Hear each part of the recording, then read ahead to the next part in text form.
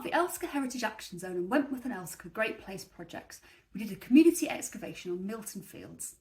We were excavating the remains of the Milton ironworks, but we also discovered a Victorian rubbish tip. We found lots of objects that tell us what life was like for people in this area in the late 19th and early 20th centuries. This is a cod bottle, invented and patented in 1872. The bottle would have had a marble in the top, which was pushed against a washer by the carbon dioxide fizz in the bottle, creating an airtight seal. This one was made for G.W. Mallinson's Barnsley by a local company, Redfern Brothers, as you can see on the lettering. George Mallinson was a mineral water manufacturer. He died in 1896.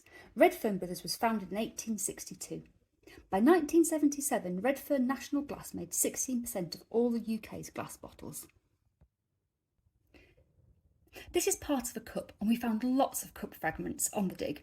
This one's interesting though, because as you can see from this, it was part of a commemoration cup from Hoyland Town Belmont Working Men's Club, which was just round the corner from the dig site. Now, we all love a brick, and this one is a particularly special brick. We've only ever found 2 of these in Barnsley. Now, we had loads of brick sites, nearly every pit had a brick works, but this one was a couple of 100 yards from the dig site and was one that we didn't know about until we did the excavation.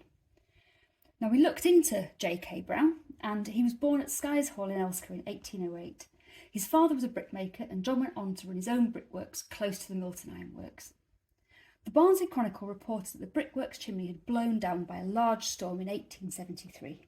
J.K. Brown died in 1877, just a few years after.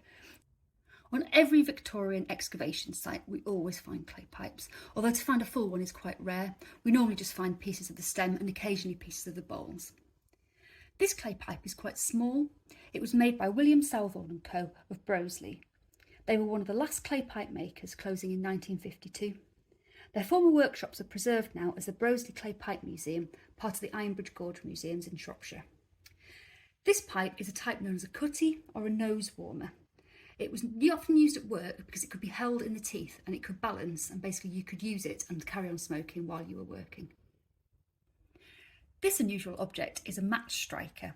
So as you can see, it's broken on the bottom, and it would have had a stand that it stood on, and it would have had matches in the top, and then this rough surface would have been used to strike the matches. On the dig, we found lots of animal bone, and these are just 2 examples. They're very typical of the bone we found, and as you can see, they've been part of somebody's lunch. These very smooth sides are because they've been cut with a knife. This is known as a penny ink bottle. It was a bottle of ink that was sold for a penny. It was widely available during the Victorian period.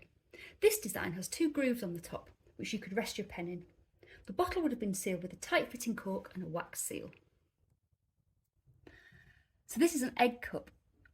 It's lustreware, and it's the sort of tourist souvenir that was sold en masse throughout the late 19th and early 20th centuries. This was after the expansion of the railway network, which meant people in Britain could travel more cheaply, which also led to a growth in leisure and tourism and created a market for souvenirs. This one has a picture of Manchester Town Hall on the front, which means that it's made the trip over the Pennines.